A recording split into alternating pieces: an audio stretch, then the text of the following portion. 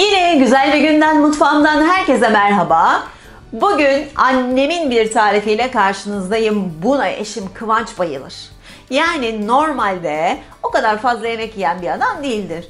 Ama bu böreği yediğinde yani bir tepsiyi o yiyebilir ki genelde annem bir küçük tepsi Kıvanç'a yapar. Bir tepsi de bize yapar, öyle söyleyeyim yani. Adı kaymaklı börek. Kaymaklı börek dediğinizde üzerine böyle kaymaklar falan koyacağımızı zannetmeyin. Öyle ağır bir börek değil. O kadar böyle hafif bir börek ki yağ neredeyse sıfır diyebilirim.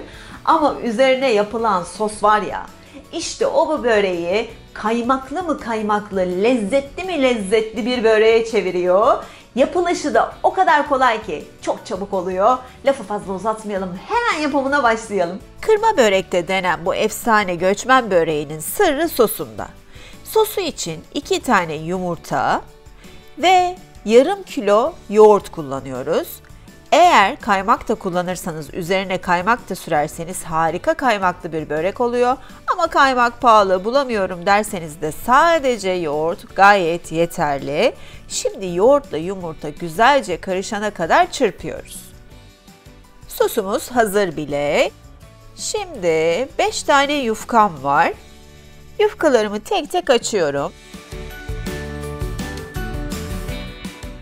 Yufkanın sadece yarısına hazırlamış olduğum sostan sürüyorum. Bu gerçekten çok güzel bir su böreği tadında ama böyle yağsız olduğu için çok hafif bir su böreği düşünün. Çok güzel, çok özel bir lezzet. Yapımı da çok kolay. Sadece yarısına sostan sürüyorum.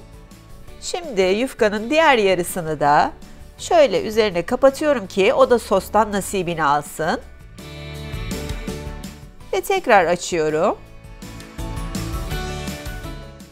Ve yine yarısına beyaz peynir koyuyorum. Lor da kullanabilirsiniz. Ve yarısını tekrar üstüne kapatıyorum. Şimdi aşağıdan yukarı doğru şöyle elimle yufkayı itiyorum. Aynı şekilde yukarıdan da aşağıya doğru itiyorum ve ortada şöyle büzdürerek yufkamı topluyorum. Ve 4'er parmak genişliğinde keserek porsiyonlara ayırıyorum.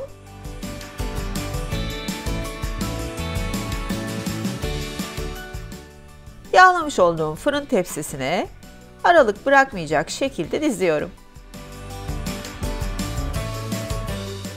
Kalan 4 yufkaya da aynı işlemi uyguluyorum.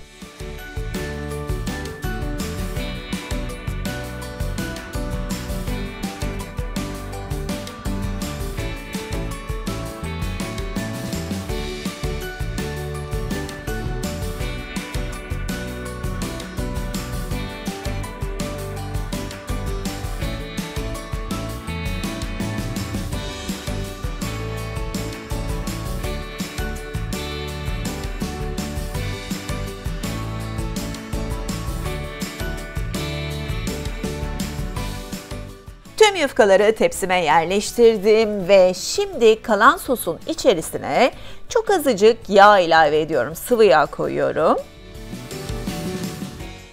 Ve bir püf noktası daha, annemin sırrı, 1 çay kaşığı karbonat. Bu da güzelce kızarmasını sağlayacak böreğimizin üstünün. Şimdi güzelce karıştırdıktan sonra bu sosu yufkaların üzerinde hiç boşluk kalmayacak şekilde bu sosu sürüyorum. Böreğimizin her tarafı soslandı. Şimdi güzelce pişmesi için fırına gidiyoruz. 180 derece önceden ısıtılmış fırında kızarana kadar pişiriyoruz. İşte gördüğünüz gibi altın renginde kızaran böreğimiz harika kokuyor. Tabii tadı da müthiş. Şimdi ne yapalım? Bir porsiyon çıkartalım. Zaten önceden porsiyonları ayırdığımız için kesim yerleri gözüküyor. Gördüğünüz gibi rahatça böyle porsiyonlayabiliyoruz. Şöyle ortadan güzel bir parça çıkartalım. Of, harika görünüyor.